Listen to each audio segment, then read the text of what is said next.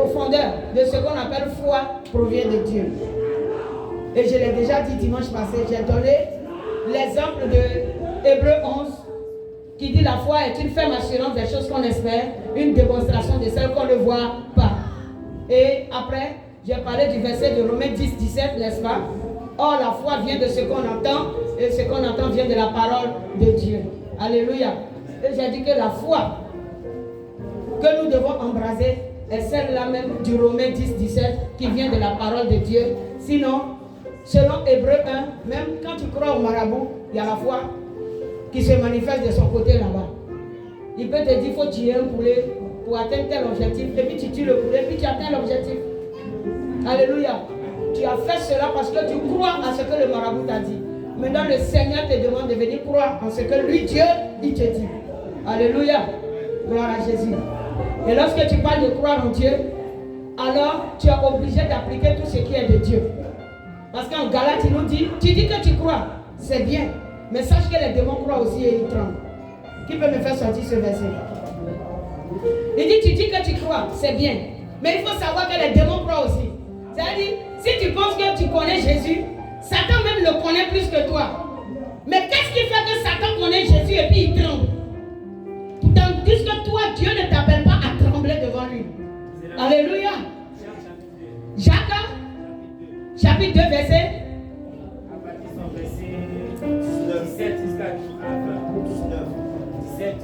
19. Fais-moi la lecture légèrement, je vais voir. Jacques 2.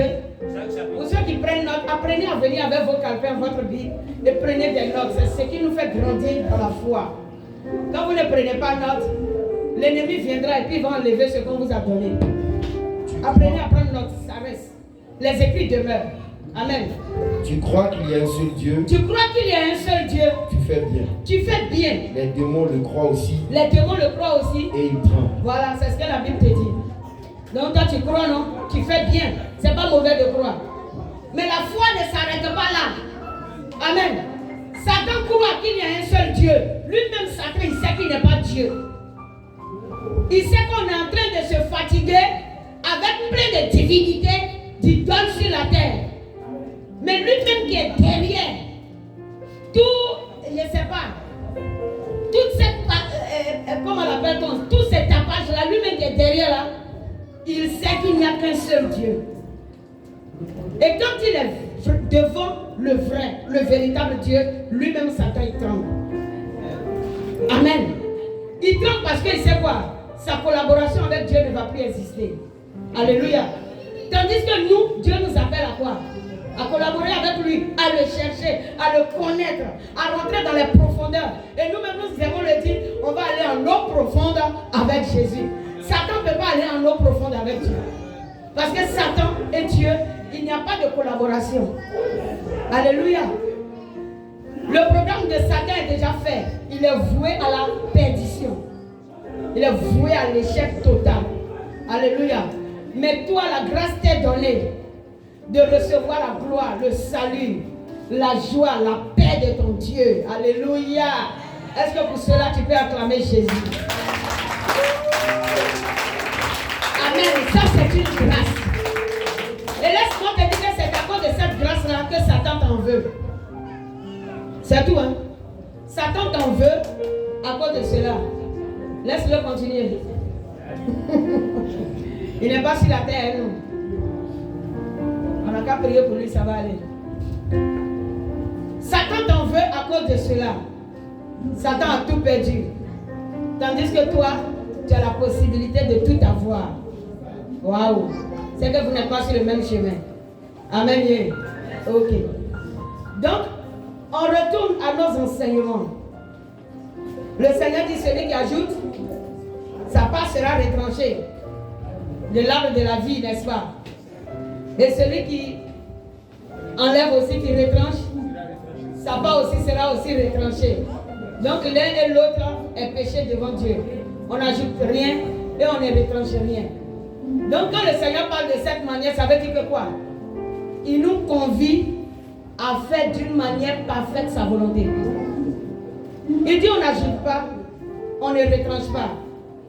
Ça veut dire le raisonnement de la chair doit être ôté.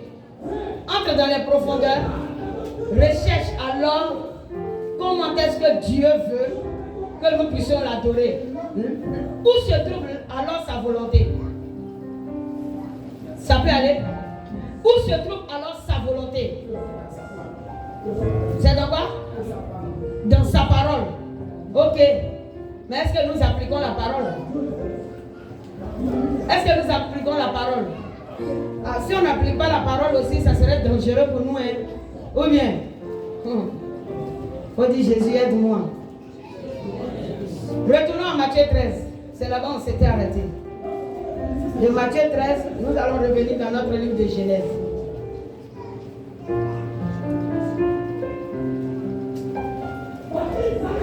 C'était Matthieu 13, n'est-ce pas?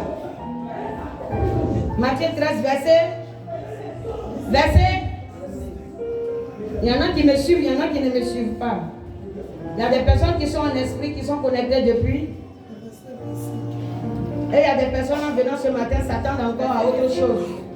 Pourtant, on avait le rendez-vous de cette parole. Verset 25, merci. Sois béni, maman de béni. Donc, on va faire la lecture. Tenons-nous debout légèrement. Et on va commencer au verset 24. On commence au verset 24. Matthieu chapitre 13. Oui. À partir de son verset 24. Il leur proposa une autre parabole. Et dit: le royaume des cieux est semblable à un homme qui a sémé une bonne semence dans son champ. Le royaume des cieux est semblable à un homme qui a semé une bonne semence dans son champ.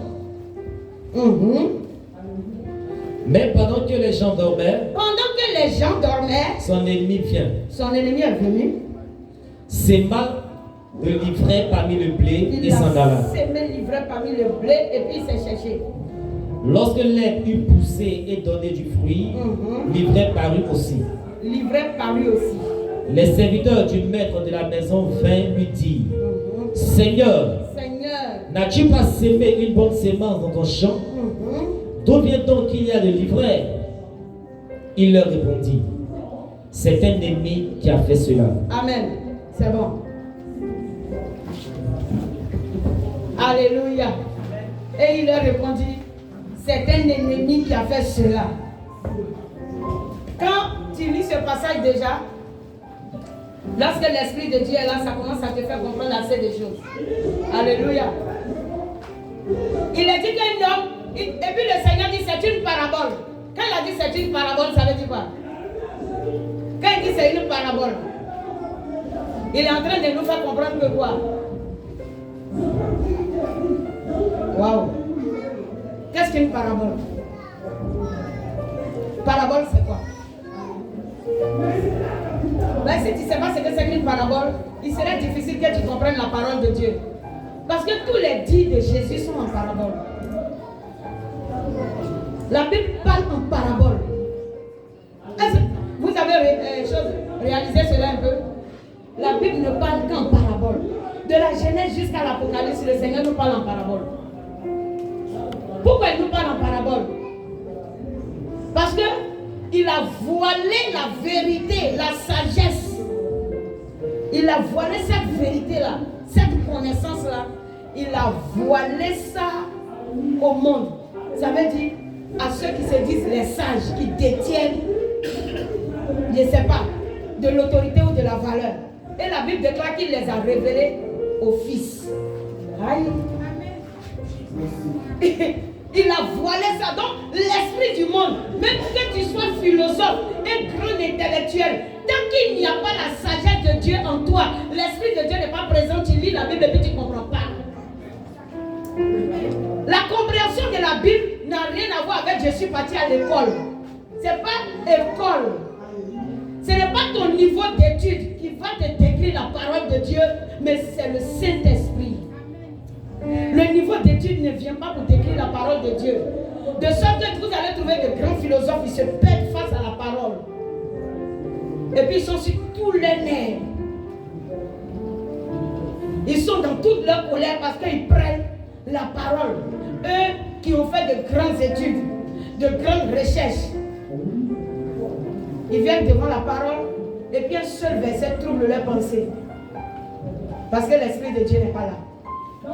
Donc la connaissance de la parole de Dieu n'a rien à voir avec je suis parti à l'école. Donc tu peux trouver des pasteurs, des grands prophètes qui n'ont pas fait CP1. Tu lis le verset et puis ils t'envoient dans les profondeurs. Je t'assure. Donc, même tu n'es pas allé à l'école et puis le Seigneur t'a appelé, il sait comment t'orienter. Ne reste pas là à dire je ne suis pas parti à l'école. Alléluia. Donc la Bible est écrite en parabole. Il y a des personnes, l'ennemi embrouille pour dire, quand tu dis on t'a appelé là où tu n'es pas parti à l'école, là tu as prêché comment? Tant que tu vas écouter l'ennemi, tu seras bloqué. Parce que tu vas toujours te dire que tu ne peux pas prêcher. Parce que quand un homme prend le micro, ou il sort dans les rues, ou il est à quelque part et puis il veut prêcher, ce n'est pas lui qui parle, c'est le Saint-Esprit qui parle. Amen. Alléluia. C'est le Saint-Esprit qui parle. Et si ce n'était pas le Saint-Esprit qui parlait, la femme n'allait pas tenir le micro aujourd'hui. Mais puisque le Saint-Esprit a décidé de parler à travers toute chair, alors nous tenons le micro aussi. Amen. Alléluia. Que Jésus soit glorifié. Acclame le Seigneur.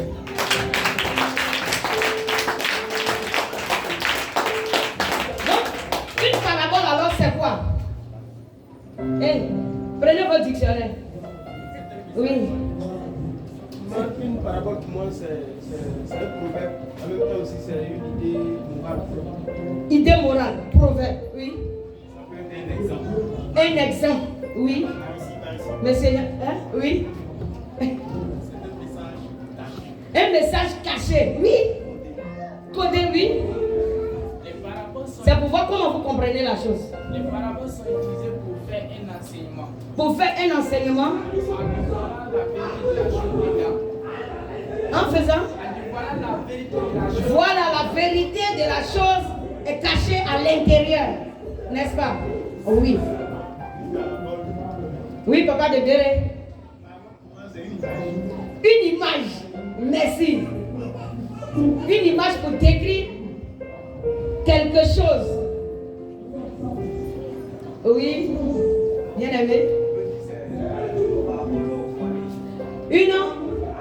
Une parole voilée. Oui.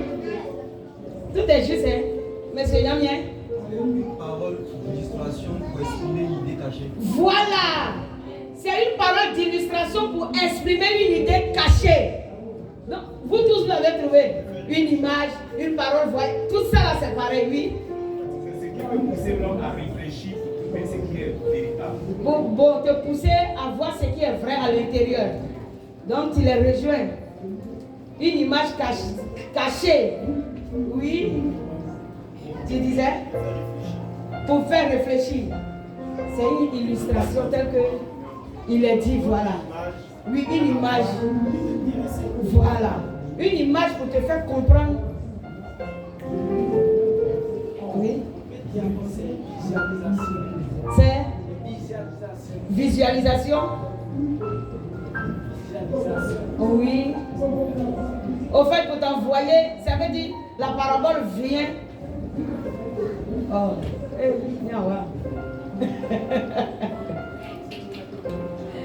D'accord. Oui, bien aimé. Oui.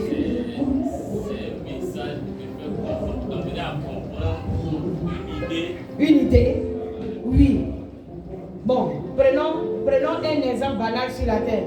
On dit quand la tête est là, le genou ne porte pas chapeau. C'est parabole, non? Ça ne veut pas dire que quand on prend chapeau, on met sur le genou. N'est-ce pas? Ça veut dire qu'il y a une vérité qui est là. La vérité, c'est que le chapeau est fait pour la tête. N'est-ce pas?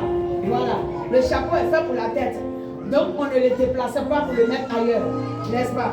Mais la parabole veut envoyer à comprendre quoi? Est-ce qu'il est en train de parler d'un véritable chapeau? Parce que quand on parle de chapeau, on parle de quoi? Quelque chose qui a la tête s'est élevé. N'est-ce pas? Ou bien, c'est pour envoyer quelqu'un à comprendre que lorsque l'ayant droit est là, on ne peut pas utiliser le subordonné pour quoi que ce soit. Voilà, quand celui-là qui mérite la place, ça veut dire qu'il est là, donc le subordonné ne va pas courir pour prendre la parole. C'est l'explication aussi. Voilà. Et dans plusieurs domaines, alors c'est une parabole qu'on peut utiliser lorsque ça convient à ce que nous voulons peut-être exprimer. Donc c'est une illustration au fait. Amen. Donc vous comprenez un peu. Donc Jésus utilise les paraboles pour nous parler. Et les paraboles de Dieu sont véritablement saisies par ceux qui reçoivent l'Esprit de Dieu, qui ont l'Esprit de Dieu.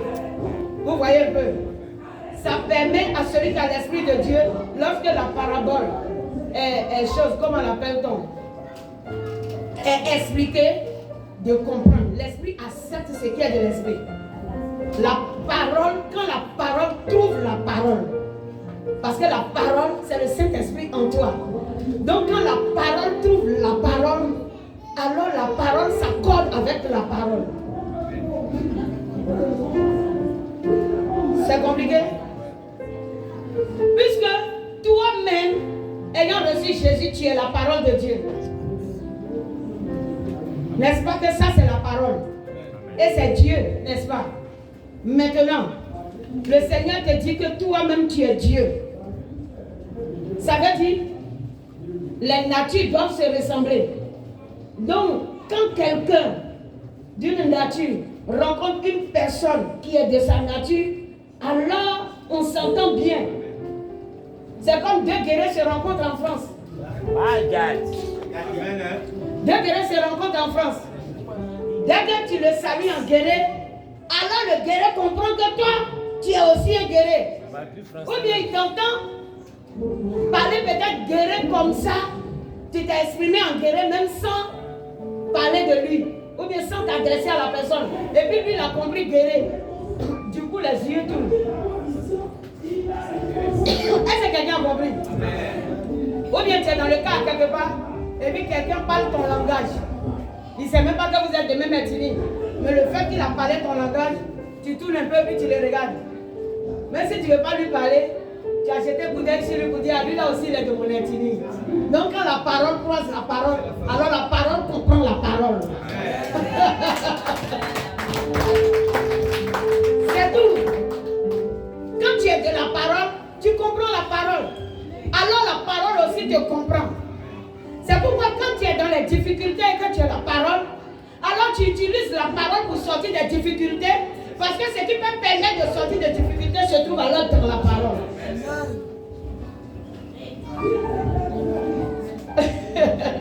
Soyons bénis. Acclame Jésus.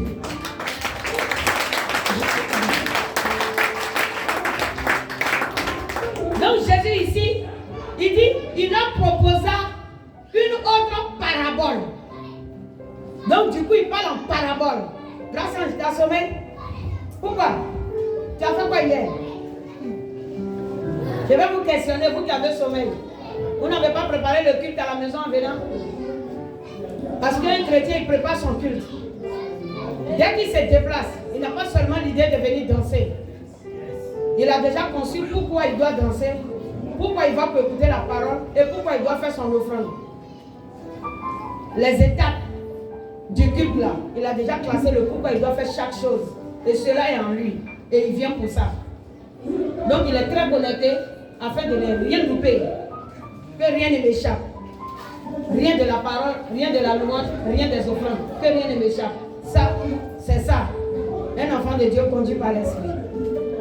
Donc si le sommeil vient, tu mènes le combat contre lui. Et puis tu sais que c'est quelque chose des ténèbres qui est venu t'affronter. Ça ne me ressemble pas. Je suis la lumière et je ne dois pas accepter que les ténèbres prennent le dessus. Parce que là où la lumière paraît, les ténèbres doivent disparaître. Ils doivent disparaître. Amen. Donc puisque je suis la lumière, toi ténèbres, tu dois aller très loin. Même petite torche même là, on le voit dans le noir. Amen. Petite torche allumée, on le voit dans le noir. Gloire à Jésus. Il dit le royaume des cieux est semblable à un homme qui a semé une bonne semence dans son champ. Il parle de royaume des cieux. Quand il parle de royaume des cieux, alors tu fais allusion à quoi? Puisque ici on parle de parabole. Il te parle de royaume des cieux. C'est parabole, oui, bien aimé. Le royaume des cieux, il parle d'abord de la vie chrétienne. La vie chrétienne. Il parle aussi du paradis. Il parle du paradis. Et qui dit encore? Qui voit? Qui voit de quoi le Seigneur voudrait parler? Il dit le royaume des cieux. Quand le Seigneur parle du royaume des cieux, alors il parle de quoi? De là-bas, notre demeure. Ah, et vous embrouillez. Vous allez avoir connaissance forcée. Oui, papa Daniel. On parle de l'organisation qu'il a mis en place sur terre pour ses fils. Merci. L'organisation mise en place sur terre par Dieu pour ses enfants. C'est-à-dire que cette organisation qui fait partie de la réussite d'un enfant de Dieu. Quand on parle du royaume des cieux, on parle de choses, comment l'appelle-t-on? La marche du chrétien à pouvoir réussir jusqu'à atteindre, à rentrer dans la gloire. Ça veut dire entrer dans la gloire à travers ses activités, à travers choses, même ses conversations, son langage, à travers sa vie quotidienne. Comment le Seigneur a organisé la chose. Alléluia. Donc, l'organisation de Dieu est une organisation de salut et de gloire. C'est pourquoi il dit royaume des cieux. Sinon, le royaume de la terre ou le royaume des ténèbres, c'est dans le but de faire quoi? C'est une organisation pour faire perdre. Le diable a son royaume. Et le royaume des ténèbres, lui, fait quoi? Il est organisé de sorte à envoyer les gens dans la perdition. Mais le royaume des cieux est organisé par Dieu de sorte à envoyer les hommes dans la gloire. C'est pourquoi nous parlons de deux royaumes. Le royaume des ténèbres et le royaume de la lumière. Alléluia.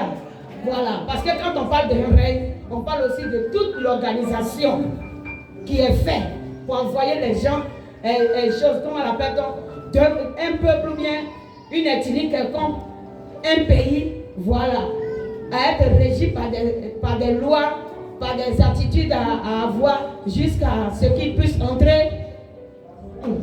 Vous avez compris. Chacun Chacun a compris, il faut acclamer Jésus.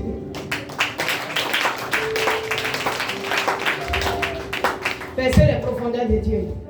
Ça, c'est pas facile. On continue. Donc, il dit, le royaume des cieux est semblable à un homme. Le Seigneur prend un exemple. Là, il n'a même pas dit Dieu. Il dit semblable à un homme qui a semé. Mais lorsque nous avons questionné pour savoir qui est l'homme qui a semé, nous tous on a dit que c'était qui? C'était Dieu. Vous voyez? Donc il est en train de nous faire comprendre que quoi? Que c'est vrai, c'est Dieu qui a fait l'organisation afin d'envoyer chaque personne à comprendre comment il doit marcher selon Dieu pour être sauvé. Mais un homme, c'est chaque personne aussi qui prend une décision. Un homme aussi, c'est toi. Pourquoi c'est toi? Parce que aussi, à quelque part, tu représentes ce Dieu-là pour agir comme lui et conduire les choses comme lui, n'est-ce pas? Voilà. Donc, il parle de lui-même d'abord, mais il peut faire allusion à toi aussi ensuite. Ça dépend dans quel sens Dieu veut te faire comprendre la chose. Le royaume des cieux est semblable à un homme qui a semé une bonne graine dans son champ. La bonne graine, déjà, ça veut dire que quoi? Ce sont les bonnes intentions. La bonne graine, ce sont les bonnes intentions. Il ne faut pas que tu commences à avoir arachide ou bien maïs ou bien riz. Parce que dès qu'on a commencé à parler de graines, tellement, toi tu connais que ce sont les graines physiques là, tu connais au fait. Pourtant, c'est une parabole. Une graine est une semence. Et une récolte, c'est ce qu'un projet a produit pour toi. Quelqu'un comprend? Quand tu vas à la fin du mois à la banque pour aller prendre ton salaire, c'est la récolte. Lorsque tu vas pour prendre ton salaire, c'est la récolte. Voilà. Tu es en train de récolter ce que tu as semé. Et tout le mois, tu as pu arroser parce que quoi? Tu as été présent au travail. Et la ponctualité, et choses comme on l'appelle-t-on, la force, la vigueur que tu as donnée à l'activité a produit alors un salaire. Et ce salaire, lorsque tu es en train de le prendre, on dit tu viens de récolter le fruit de tes efforts. C'est ce qu'on appelle la récolte. Tout est parlé en parabole dans la Bible. Donc quand on parle de récolte, ne voyez pas toujours une plantation. Le Seigneur utilise des images pour illustrer une idée qu'il a conçue en lui-même, que tu ne peux comprendre. Alors il utilise les choses de la terre que nous avons pour pouvoir nous envoyer à pénétrer lui ses idées. Est-ce que quelqu'un a compris? Acclame Jésus.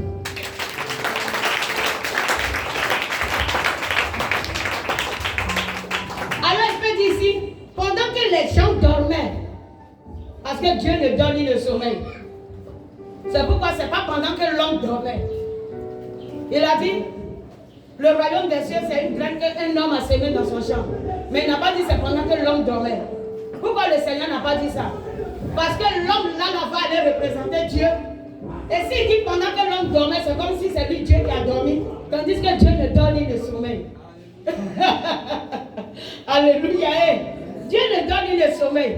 Donc il a dit pendant que les gens dormaient. Donc il a dit les gens dormaient. Ça veut dire que lui, Dieu, il a conçu une idée et il a engagé des personnes dans son plan. Et les personnes engagées dans le plan de Dieu ont pris sommeil. Qui sont ces personnes engagées dans le plan de Dieu? Ce sont les fils de Dieu. Mais que signifie ce sommeil? Est-ce que c'est parce que 19 est arrivé ou bien 20 est arrivé qu'ils sont allés se coucher? Voilà. Alléluia. Ça ne veut pas dire qu'ils sont allés se coucher. Gloire à Jésus. Mais ça voudrait dire quoi? Le sommeil c'est quoi?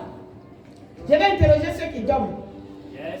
Parce que là en pleine journée ils ont sommeil. Pendant qu'il fait jour. Le sommeil c'est quoi, Herman? Tu as travaillé hier, tu as arrosé tes tomates jusqu'à quelle heure?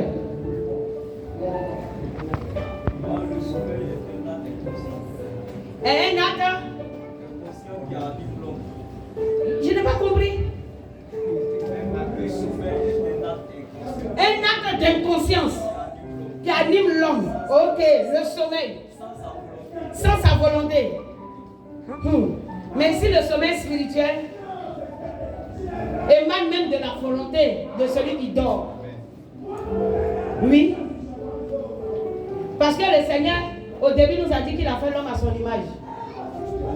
Ça veut dire qu'il ne donne ni le sommeil. Spirituel et physique, Dieu ne donne ni le sommeil.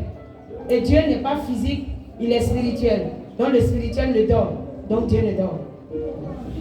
Maintenant, l'homme a la capacité de ne pas dormir dans le contexte du spirituel. Parce que la chair aura toujours son sommeil.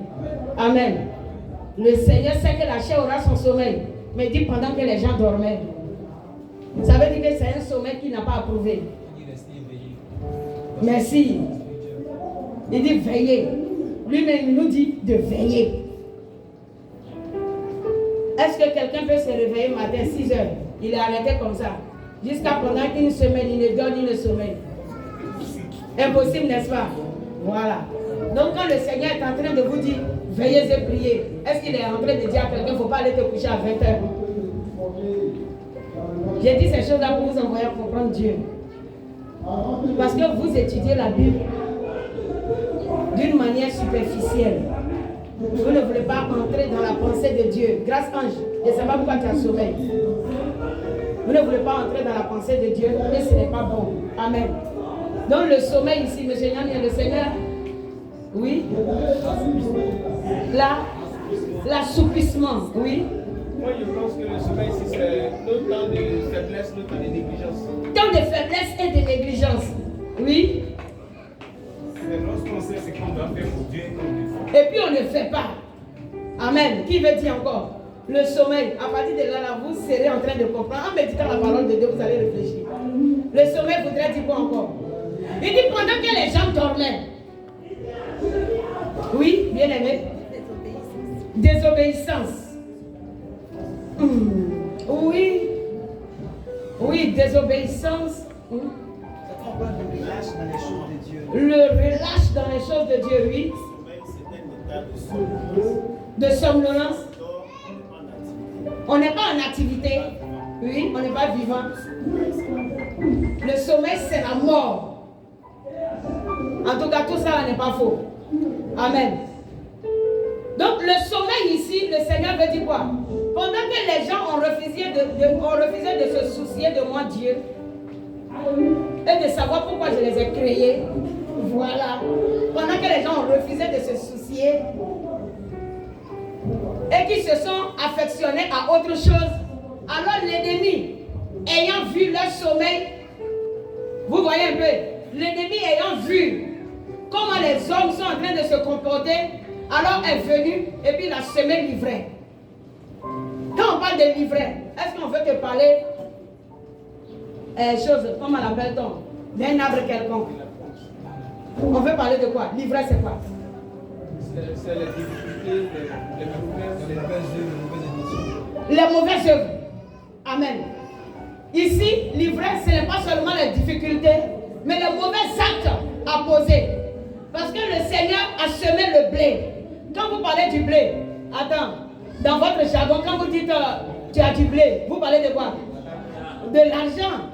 Voilà, c'est l'argent. Tout ce qui produit, tout ce qui donne satisfaction, tout ce qui fait manger, tout ce qui met à l'aise, tout ce qui peut louer maison, tout ce qui peut nous envoyer à nous habiller, à nous marier, à nous organiser. On appelle ça le blé. C'est ça le blé, c'est l'argent. Amen. Donc le Seigneur dit, il a mis un bon blé, une bonne semence. Mais l'ennemi est venu mettre des livrets. Donc l'ivraie peut signifier quoi? Parce que le blé ici, c'est toute bonne activité qu'un enfant de Dieu peut mener pour gagner son pain. Sans tuer un enfant, sans voler, sans tromper, ça c'est le blé. Amen. Mais lorsque tu peux t'arrêter devant M. Nyam et puis tu commences à l'escroquer, tu mens, oui, ma femme vient de faire des jumeaux, et puis on dit, non, elle est dans le coma, j'ai besoin de 100 000 francs pour expédier à mon frère que tu es en train d'escroquer. Ça, c'est pas le blé, c'est l'ivraie. Feu. Amen. Tu vois un peu? On appelle ça, oui. Ça, c'est une mauvaise graine que tu es en train de semer. Parce que tu vas avoir un fruit qui sont les 100 000 francs de M. Nyamien. Mais tu viens d'acquérir ce fruit de quelle manière? En semant de l'ivraie. Acclame Jésus.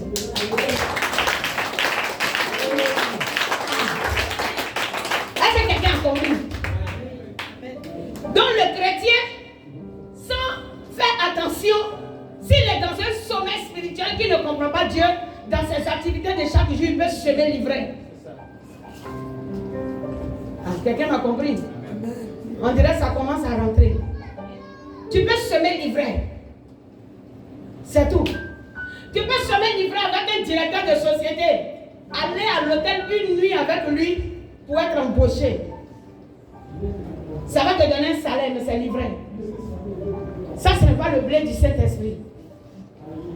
Le blé produit des graines qui vont t'épanouir. Mais l'ennemi a semé l'ivraie pour que ça puisse aussi t'épanouir. Mais quelle est la décision de Dieu entre le blé et l'ivraie? Est-ce que vous comprenez un peu? Quelle est la décision de Dieu entre le blé et l'ivraie? Donc quand le Seigneur parle de semences, il parle de plantes, il parle de fruits, il parle de production, c'est de ces choses-là qu'il est en train de parler. Alléluia. C'est pourquoi prenons Genèse. C'était une introduction à ce que nous allons voir en Genèse.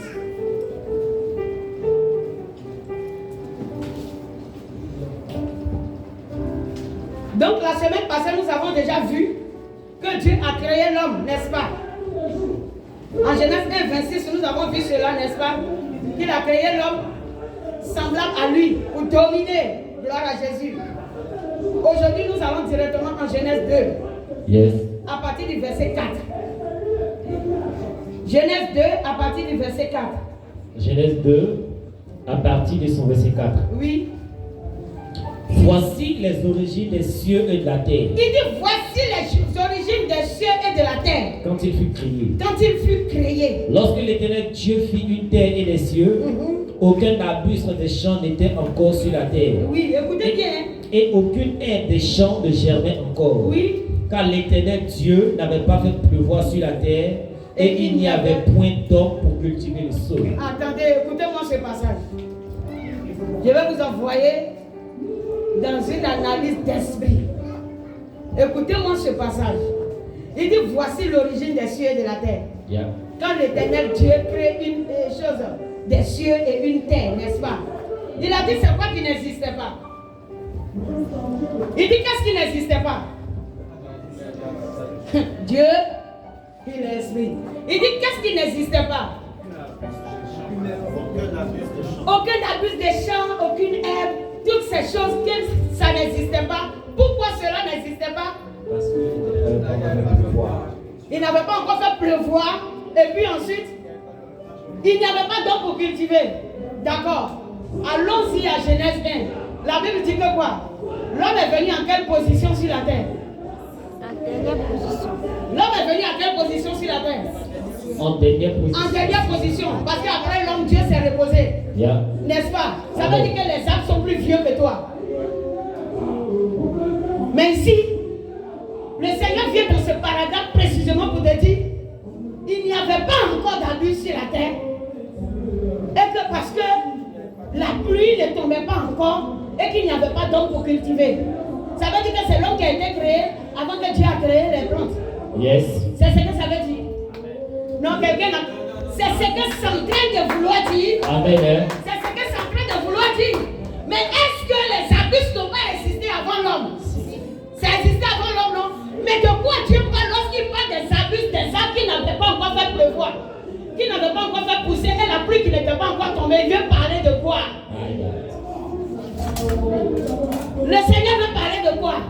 Je vais envoyer un enfant de Dieu à réfléchir, à savoir ce que signifie sonder la parole. Le Seigneur est en train de te parler de quoi? Parce que les arbres ont été créés avant toi. Tout était déjà sur la terre. Amen. C'est tout, les poissons étaient déjà dans la mer. Tu as été la dernière personne qui a été créée par Dieu. Après toi, il y a eu le repos. De quoi le Seigneur veut parler? Quelqu'un est intentionné, n'est-ce pas? De quoi le Seigneur veut parler? Tout de suite, on a dit le blé et l'ivresse, c'était quoi? On a parlé du blé et de l'ivresse, c'était quoi? C'était quoi? Les bonnes œuvres et les mauvaises œuvres. Les bonnes activités et les mauvaises activités. Il n'y avait pas d'activité qui se faisait encore sur la terre. Et le Seigneur n'avait pas encore prévu l'abondance dans la vie de qui que ce soit parce qu'il n'y avait personne sur la terre. La pluie, c'est l'abondance. Ce n'est pas l'eau que tu vois là. Le Seigneur utilise l'image de l'eau pour parler d'une abondance qui va faire venir dans la vie d'une personne. Amen.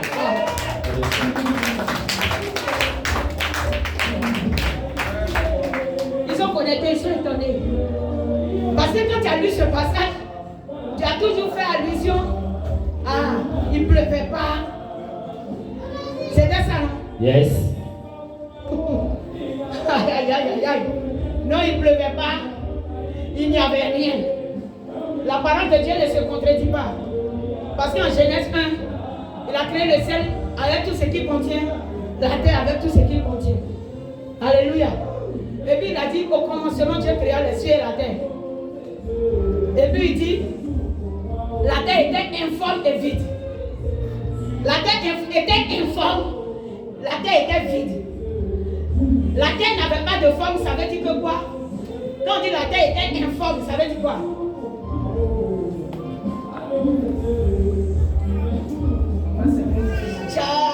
Hey, les enfants de Dieu, vous voyez comment c'est compliqué? Commencez à lire la parole de Dieu avec intelligence, s'il vous plaît.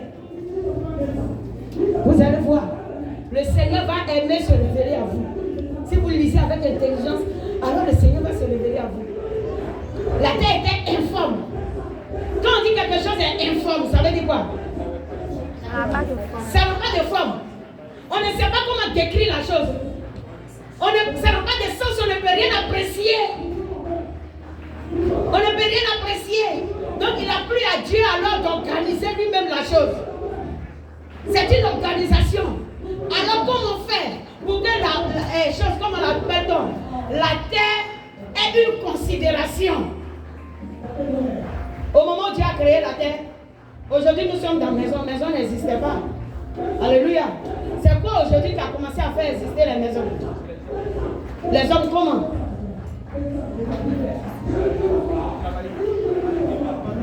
Les hommes comment? André, c'est compliqué hein, dans mon message. C'est compliqué. Est-ce qu'on s'entend? Qui m'entend pas, il n'a qu'à lever la main et voir. Qui m'entend? Qui comprend? Aïe, qui m'entend pas, ta main a baissé. Qui me comprend, ta main a baissé. Tu es quoi? Il est flou. Oh, il a laissé le micro là, il a appelé quelqu'un d'autre pour venir prêcher. Continue, maman. Ou bien? C'est un peu fort quoi. C'est la nourriture des grandes personnes. Mais oui, c'est ça. Apôtre Paul dit jusqu'à présent, vous voulez encore rester au lait spirituel. Il ne parle pas des numéros de la pharmacie. Oui, il dit jusqu'à présent, vous voulez rester au lait. Aïe, il dit prenez maintenant de la nourriture forte. La nourriture solide. On est trop resté au lait. On va passer à la nourriture solide. Toujours tu seras au lait. On t'a dit que Dieu n'avait pas encore créé les arbres parce qu'il n'y avait pas l'homme. Et puis, en Genèse, on te dit que Dieu a créé tous les arbres avant de venir créer l'homme. Et puis tu avales ça comme ça sans comprendre la pensée de Dieu. Donc tu avales ça de cette manière, Dieu ne s'occupe pas de toi. Parce qu'il sait que toi, tu n'es pas prêt pour comprendre. Quelqu'un te dit, j'ai créé tous les arbres avant de créer l'homme. Tu viens ailleurs et te dit, je n'avais pas créé encore les arbres parce qu'il n'y avait pas l'homme. C'est quoi il appelle arbre? C'est ce qu'il faut savoir. C'est quoi il est en train d'appeler arbre ici et c'est quoi il appelait arbre de l'autre côté. C'est ce qu'il faut chercher à savoir. Quand le Seigneur parle d'arbre, quand il parle de plantation, quand il parle de graines, il parle d'activité qu'on peut faire sur la terre afin de pouvoir évoluer et développer aussi la terre. Et le Seigneur est en train de dire qu'il a mis tout en place. Il a mis tout en place. Quand il n'y avait pas d'homme, il n'y avait pas d'activité à faire sur la terre. Sinon les animaux étaient là, et puis les manguiers, tous les arbres qui existaient en ce temps-là, poussaient toujours vers le ciel. Ouais. Des arbres géants poussaient toujours. Et il n'y avait pas d'homme d'abord. Mais lorsque le Seigneur a vu comment planifier, comment organiser la terre pour qu'elle puisse se développer, alors il a créé l'homme et il a commencé à déposer alors depuis la préscience, l'abondance dans chaque activité. Donc ce que tu fais doit produire pour toi si c'est Dieu qui t'a mis là-bas. Quelqu'un n'a pas compris? Amen. L'activité que tu dois faire, c'est ce que le Seigneur appelle les arbres. Et de tous ces arbres-là, si tu es connecté au Saint-Esprit, alors ça te donne la vie. Et si tu n'es pas connecté au Saint-Esprit, alors c'est le fruit de la mort. Et ça te conduit à la mort. On va continuer la lecture. C'est compliqué. On va continuer de lire. Il dit, voici les origines, frère. Reprends la lecture. Genèse chapitre 2, verset 4. Oui. Voici les origines des cieux et de la terre quand il fut créé. Lorsque l'Éternel Dieu fit une terre et des cieux, aucun arbuste des champs n'était encore sur la terre, et aucun herbe des champs, aucune herbe des champs ne germait encore. Car l'Éternel n'avait pas fait pleuvoir sur la terre, et il n'y avait point d'homme pour cultiver le sol. Point d'homme pour cultiver. Aucune activité n'était sur la terre. Il n'y avait pas donc d'abondance. S'il y a de l'abondance, c'est quoi qui allait abonder? Qu'est-ce qui allait abonder? Il n'y a pas d'activité. C'est quoi qui allait produire? Qu'est-ce qui allait prospérer? Et qui allait faire prospérer quoi que ce soit? Le Seigneur a créé l'homme pour que l'homme soit en activité sur la terre et que tout travail de ses mains puisse lui produire de la nourriture et l'aider à développer la terre comme la pensée de Dieu le veut. Voilà ce que Dieu est en train de dire.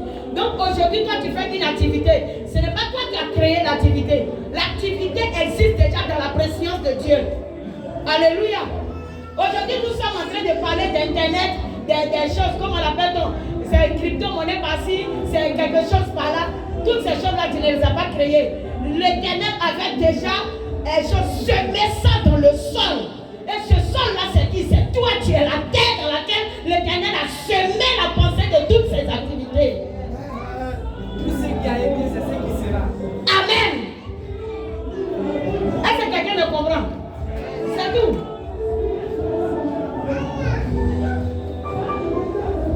Merci. Voilà ce que tu es en train de dire.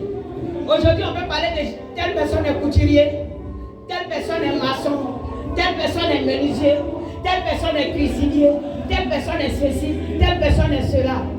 Voici les différents arbres, les différents êtres que Dieu a fait dans la vie des hommes pour que cela puisse produire des choses, comme on l'appelle-t-on, de la bonne semence, pour que cela puisse produire pour eux le blé dont ils ont besoin, afin que chacun soit rassasié et avancé selon le Seigneur. Gloire à Jésus. Lorsque Dieu parle de pluie, il parle d'abondance, c'est tout. Comprenez ça ici. Si tu ne comprends pas, arrive à la maison, prie et réfléchis encore. Continue la lecture, frère. Verset 6. Oui. Mais une vapeur s'éleva de la terre et arrosa toute la surface du sol. L'Éternel Dieu forma l'homme de la poussière de la terre. L'Éternel Dieu forma l'homme de la poussière de la terre. Le verset 8, tu as dit oui, oui. Verset 7. Oui. L'Éternel Dieu forma l'homme de la poussière de la terre. Il souffla dans ses narines un souffle de vie. L'Éternel Dieu forma l'homme de la poussière de la terre. Et souffla dans ses narines un souffle de vie. Oui. Et l'homme devint un être vivant. Amen. Le Seigneur dit, alors, quand il a mis les productions en disposition sur la terre, alors il a créé l'homme de la poussière de la terre. Est-ce que vous comprenez? Quand il dit la poussière de la terre, ça veut dire que quoi? Quand le Seigneur parle de la poussière de la terre, quand on parle de l'homme qui est la poussière de la terre, on parle de celui-là qui n'a pas Dieu. Il n'y a pas Dieu en toi. C'est-à-dire que Dieu avait déjà tout créé. Il a créé les choses ainsi. Et il a voulu choisir un être qui n'a rien en lui, qui n'est que poussière. Et dans la vie duquel lui, Dieu, il allait s'investir. Alléluia. C'est pourquoi le corps est arrêté. Quand l'Esprit de Dieu n'est pas dedans, il n'est rien, même s'il est un riche sur la terre ici. Vous comprenez un peu? Le souffle qui a été mis, ne pense pas seulement au fait que tu inspires et que tu aspires. Non. On va te parler de l'Esprit de Dieu qui s'engage dans ta vie à pouvoir te conduire sur la terre selon la pensée de Dieu. C'est de ça que l'Éternel veut parler. L'Esprit de Dieu est le souffle de Dieu qui rentre dans une personne. Dans la chambre haute, la Bible nous dit que quoi? Il y a un vent impétueux. Amen. Qui est descendu dans ce lieu. Parce que le vent, ce souffle-là devait venir pour faire quoi? Pour leur donner la capacité de Dieu et les envoyer à pouvoir faire l'œuvre à laquelle Dieu les avait destinés. Amen. Voici le souffle. Et lorsque nous rentrons dans le livre de Jean, le Seigneur, pour envoyer ses disciples, la Bible dit que quoi? Il a soufflé sur eux un souffle, n'est-ce pas? C'est pour dire que quoi? Le Saint-Esprit s'est investi en eux pour pouvoir être avec eux afin de réussir ce que Dieu a prévu pour eux sur la terre. Donc à l'homme maintenant d'être en accord avec le souffle qu'il a reçu. C'est pourquoi quand tu acceptes Jésus, tu n'as pas besoin de dire je parle en langue, je fais ribaba d'abord avant de dire que l'Esprit de Dieu est en toi. Non. Quand la décision est ferme, que véritablement tu as accepté Jésus, alors l'Esprit de Dieu, ce souffle descend en toi pour être d'accord avec toi. Si toi tu es d'accord avec les œuvres qu'il a créées. Je vous mélange. C'est propre. Et d'accord? Ceux qui ne comprennent pas encore souffrir. Amen. Ceux qui ne comprennent pas souffrir. Mais ça va aller. Il y a un temps pour toutes choses. Le temps vient, vous allez encore mieux comprendre. Alléluia. Amen. Pour l'instant, d'accord, vous pouvez souffrir. Jésus est Seigneur. Oui, frère, nous continuons la lecture. Verset 8. Oui. Puis l'Éternel Dieu planta un jardin en Éden. Puis l'Éternel Dieu planta un jardin en en Éden. du côté de l'Orient. Oui. Et il mit l'homme qu'il avait formé. Du côté de l'Orient, et il mit l'homme qu'il avait formé. On dit l'Éternel planta un jardin en Éden. Un jardin, c'est quoi? Un jardin, c'est quoi? Tu peux trouver une parcelle où le frère est en train de faire tomate. C'est ce que tu appelles jardin, n'est-ce pas? Donc, regardons le cadre. Si c'est ce que tu appelles jardin, calcule un peu pour voir de quoi le Seigneur veut parler. Ça veut dire que quoi? Dieu lui-même, il a décidé lorsqu'il a formé l'homme de le déposer dans un cadre paisible. Amen. Aïe. Amen, amen, amen. Yes. Il a décidé. C'est pas toi qui as décidé d'exister. C'est lui qui a décidé de te faire exister. Donc il ne t'a pas envoyé sur la terre pour des difficultés inutiles. Il ne t'a pas envoyé sur la terre pour te donner comme viande aux sorciers. Ce n'est pas la pensée de Dieu. La pensée de Dieu, c'est que tu sois dans un jardin d'Éden. Ça veut dire que quoi? Que tu sois dans un lieu de délice où tu n'as pas de problème avec qui que ce soit tant que l'Esprit de ton Dieu est dans toi. Salut moi Jésus-Christ de Nazareth. Il a choisi Adam, poussière. Il dit je te prends, Adam. Je te choisis sur la terre. Je vous disais la fois passée que lorsque nous parlons de la science, les scientifiques vous diront que le premier homme date de 3 milliards d'années. N'est-ce pas? Mais la Bible nous dit que notre ancêtre date de 6000 ans. Vous comprenez un peu?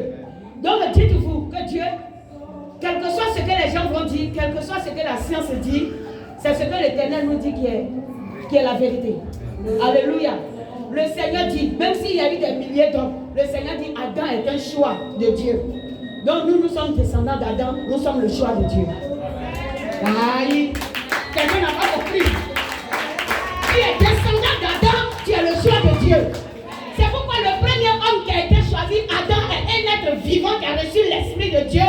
Mais le second Adam est un esprit vivifiant. Ils sont mélangés. Le premier Adam a reçu le souffle de Dieu, mais le second Adam n'a pas reçu le souffle, lui-même il est l'esprit.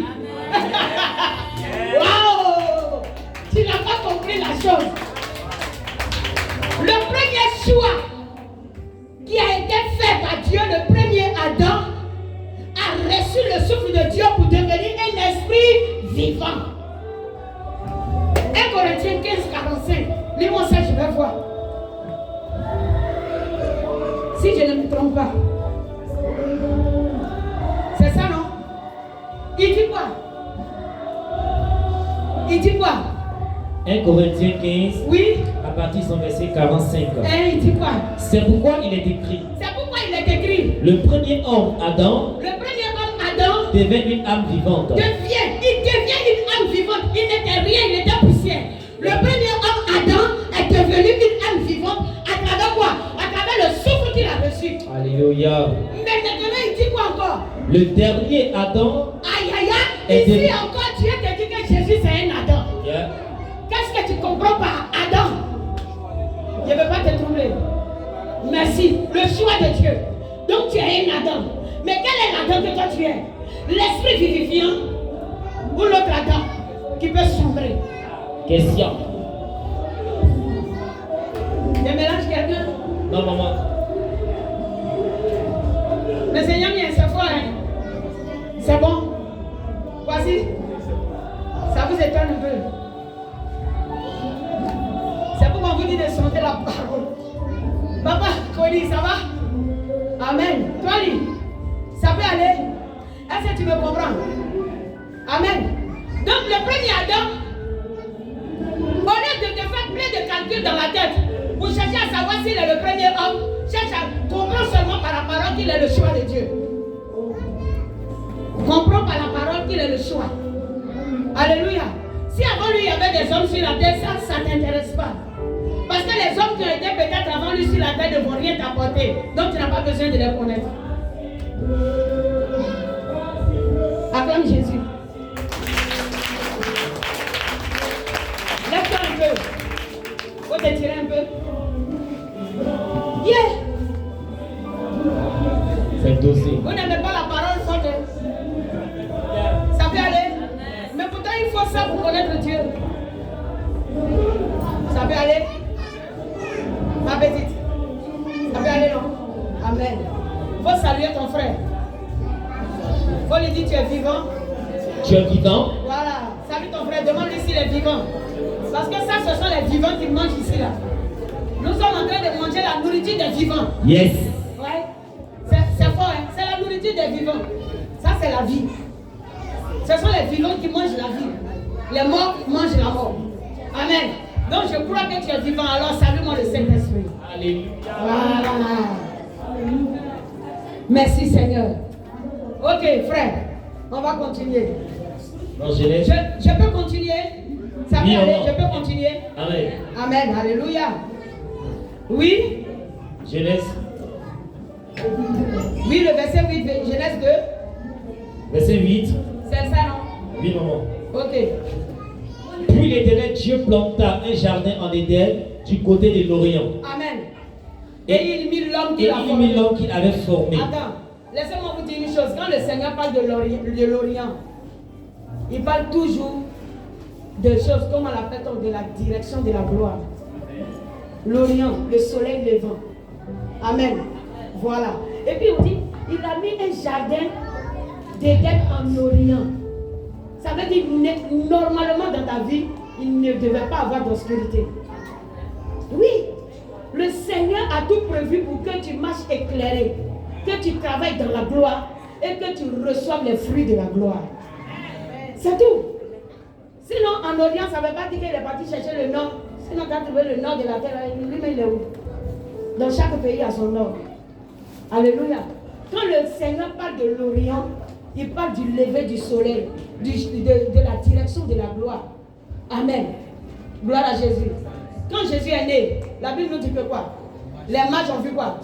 Son étoile. Son étoile est apparue où? En Orient. En Orient. Tu penses que quoi? C'était une situation géographique? Non. Aïe. C'est spirituellement que la chose est décrite. Acclame Jésus. L'étoile est apparue en Orient. C'est pas situation géographique. Sinon l'étoile allait rester là-bas dans la situation géographique, dans l'Orient là-bas. Yes. Sinon l'étoile a guidé les mages jusqu'à là où Jésus était. Amen. Yeah. Amen. Amen. Donc quand le Seigneur t'a créé, avant que tu ne naisses, avant que tu ne sois formé dans le ventre de ta mère, ton étoile était déjà apparue en Orient.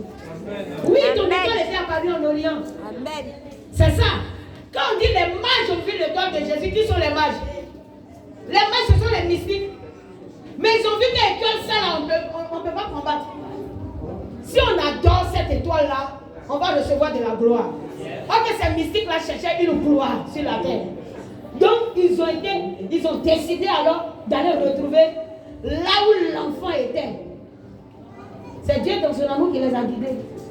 Amen. Pour que sa parole puisse se réaliser. Mais Pharaon, chose comme on l'appelle, Hérode a dit, si vous le retrouvez, venez trouver moi aussi, j'allais l'adorer. Il avait mauvaise intention. Il n'a pas vu. Il n'a pas vu l'étoile. Hérode n'a pas vu l'étoile. Dieu n'a pas permis qu'il voie l'étoile. Amen. Parce que tout avait déjà été tracé par Dieu. Hérode ne pouvait pas voir l'étoile. Amen. Jésus est un enfant de destinée. J'ai déjà prêché ça ici. Alléluia. Donc, quel que soit le mysticisme de ce que les hommes allaient faire, on ne pouvait pas le détruire. C'est pourquoi Moïse aussi était un enfant de destinée, n'a pas été détruit. Nous avons encore des enfants de destinée sur la terre, même en ce lieu. Il y a des enfants de destinée dans vos entrailles. C'est pourquoi il y a encore des enfants de destinée qui continuent de venir sur la terre. Gloire à Jésus. Le Seigneur a mis un jardin en Orient. Aïe! Un jardin d'Éden en Orient. Donc comprenez ce que signifie maintenant cette phrase. Ne cherchez pas situation géographique du jardin d'Éden à quelque part. Ce n'est pas ce que le Seigneur veut vous dire. Sinon en réalité dans le physique, le jardin d'Éden lui-même là, c'est en Afrique ici ça se trouve, sur le plan physique. Les Africains, vous avez été les premiers, mais vous ne savez pas où la peau blanche est sortie. Un jour on va parler de ça. Jésus. Parce que dans votre pensée, vous avez mis Adam en vêtements blancs, un homme blanc, cheveux longs. Et c'est comme ça que vous le dessinez, parce que c'est comme ça cela est conçu dans votre pensée. Tous les fleuves qui décalent tout se trouve en Afrique ici. Allez-y, vous allez chercher la situation géographique des choses. quand le Seigneur a décrit les différents fleuves qui coulaient dans le jardin d'Éden, c'est pour vous dire que la terre d'Afrique là, elle contient beaucoup de richesses. C'est la vérité, oh. Vous êtes mélangés. C'est parce que la terre d'Afrique contient beaucoup de richesses. C'est ici que la chose a commencé. Le Seigneur a mis les choses ici. Mais qu'est-ce qui fait que les richesses sont dirigées vers l'Occident? Allez-y fouiller, vous allez voir. Lisez un peu l'histoire de Noé. Lisez plusieurs histoires, sondez la parole de Dieu et vous allez voir comment la malédiction prononcée par les pères transporte les richesses de l'Afrique. Vous voyez ça chez les enfants à Canaan là-bas. Hey.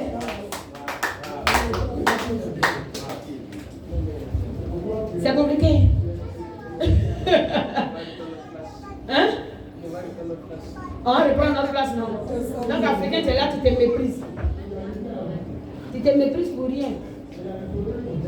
Lis la parole de Dieu et puis rejoins ta position sur le plan spirituel. Tu vas voir. Ta richesse ne te sera pas arrachée. Sinon, le blanc, il n'a pas été le premier. Il n'a pas été le premier. Sa couleur est venue après. Non, sa couleur est venue après. C'est pourquoi le blanc, même quand il finit de mourir, là, il devient noir. Quand il meurt là, il devient brun, il noircit. Sa couleur reste pas blanche. Africain est noir, il grandit noir, il meurt noir. Blanc, il naît blanc, et puis c'est lui, il meurt noir. C'est que sa couleur n'est pas originale. Et Shinton. Oui, et puis ça lui crée des problèmes. De sorte que lui-même, il a besoin du soleil pour pouvoir un peu se bronzer, parce qu'il est à la recherche de la couleur noire. C'est toi qui veux te dépigmenter, tu veux souffrir. Faut rester là.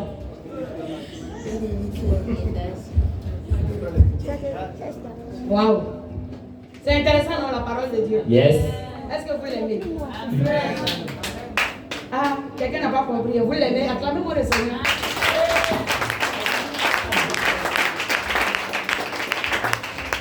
Gloire à Jésus. Amen. Oui, frère, continuons. Lecture. Ok, c'est pas grave. Continue, frère. Verset 9.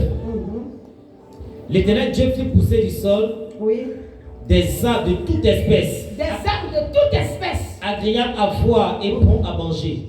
Agréables à voir et bons à manger. L'Éternel fit pousser du sol des arbres de toute espèce. Agréables à voir et bons à manger. Donc dis-moi, selon que tu écoutes l'enseignement, qu'est-ce que le Seigneur te dit par là? C'est vous-même qui dites sur la terre qu'il n'y a pas d'activité méprisable. Yeah. Pourvu que ça puisse nourrir son homme. N'est-ce pas? Voilà ce que le Seigneur a fait. Il n'y a rien à mépriser.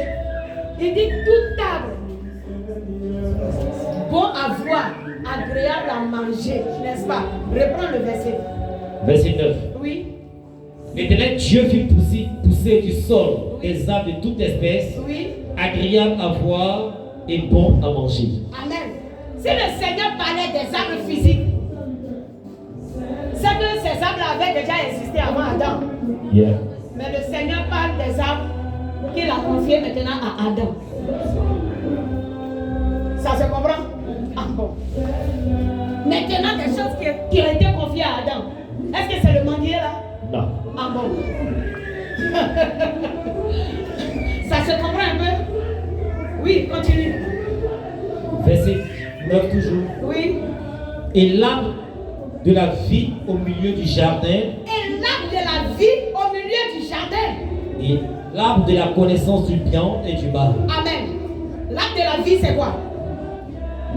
C'est le même arbre là qui sera dans le tabernacle de Dieu. Yes. Avec nous éternellement. Donc l'arbre de la vie, c'est quoi? L'Apocalypse même te décrit déjà qui est l'arbre de la vie. L'arbre de la vie, c'est quoi? L'arbre de la vie, c'est quoi? La présence de Dieu dans ton quotidien, c'est l'arbre de la vie. C'est tout. C'est Jésus lui-même. C'est pourquoi il a soufflé encore ce souffle pour que tu le détiennes. Sans ça, tu ne l'auras pas. Il dit l'arbre de la vie, continue, et l'arbre de quoi? L'arbre de la connaissance du bien et du mal. Dis-moi, l'arbre de la connaissance du bien et du mal.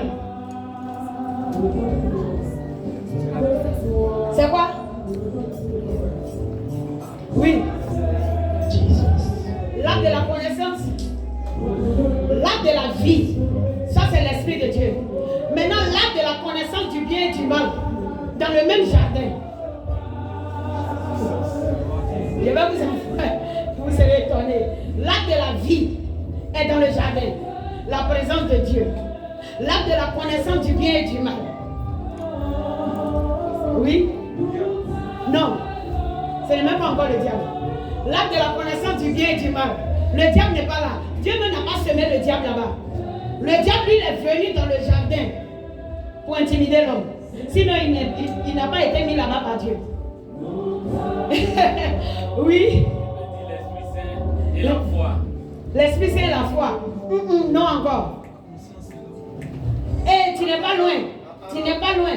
Tu as dit la conscience de l'homme, tu n'es pas loin. C'est ça. Continue. Continue, sors encore. Oui. Plonge. Les mauvaises œuvres et les bonnes œuvres. Les mauvaises œuvres et les bonnes œuvres.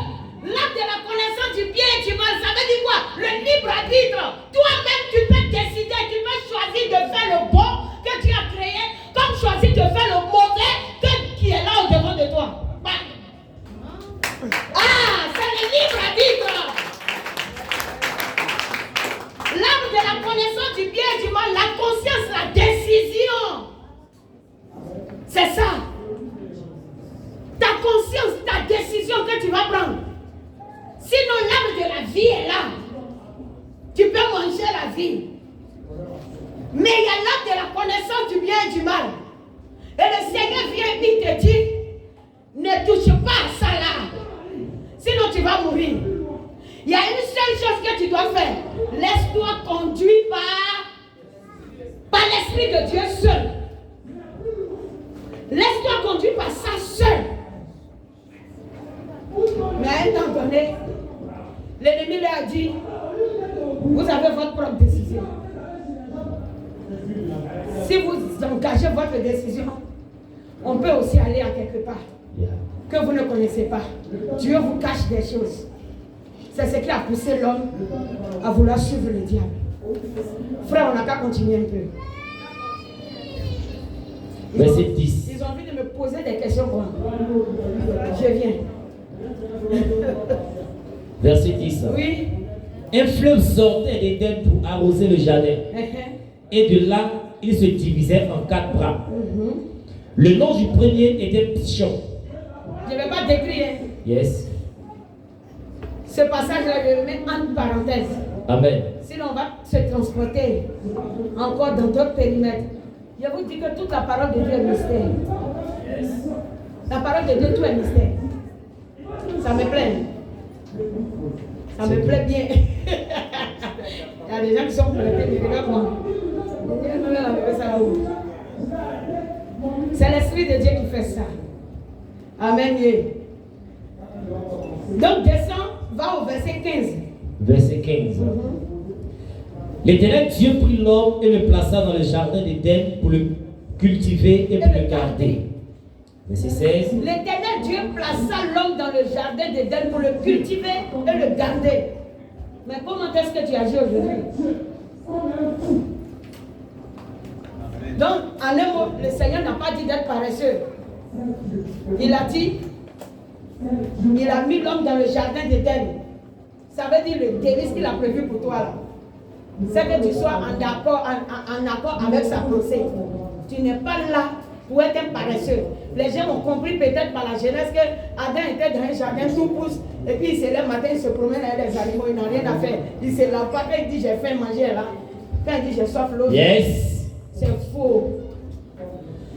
C'est faux. Si c'était ainsi la pensée de Dieu, la terre n'allait pas se développer.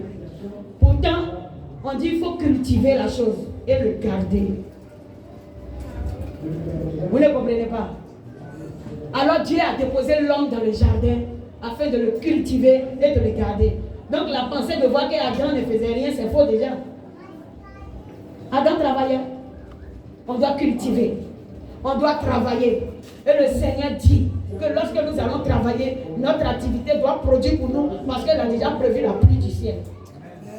Dans ton activité, la pluie est déjà prévue. Amen. Et ça doit marcher. C'est pourquoi si ça ne marche pas, on va interroger Dieu. Puisque ce n'est pas toi qui as créé l'activité, ça a existé. Et le Seigneur a voulu que toi tu viennes l'exercer. Que tu sois professeur, tu dois réaliser. Tu es instituteur, tu dois réaliser. Tu fais logo du goût, tu dois réaliser. Tu es businessman, tu dois réaliser. Quel que soit ce que tu fais, ça doit produire pour toi. C'est ce que le Seigneur dit. C'est ça ton Éden.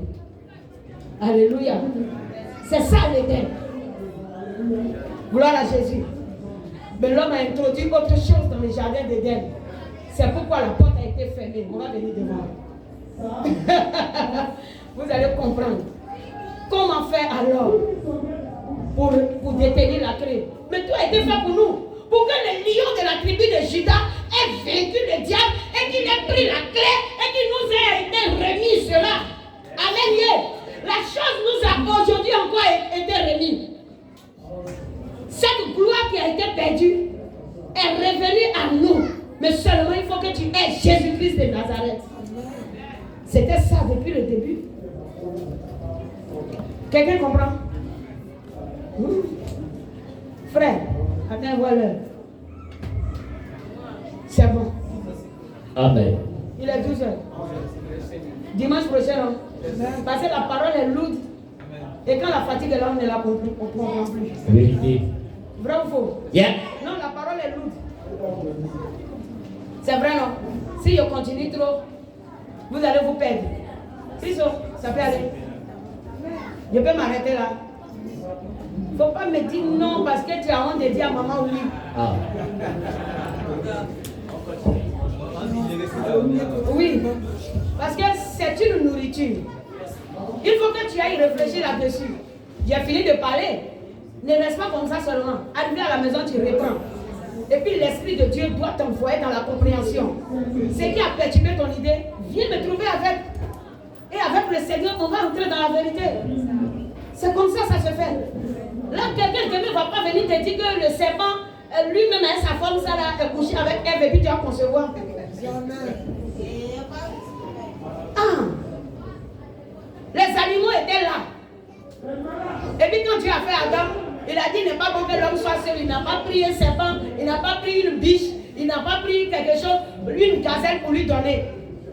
Et puis il a mis la femme à côté. Pourquoi est-ce que tu trouves que le serpent est venu coucher maintenant avec Ève? On va comprendre ça devant. Que Dieu nous garde, on s'arrête là devant.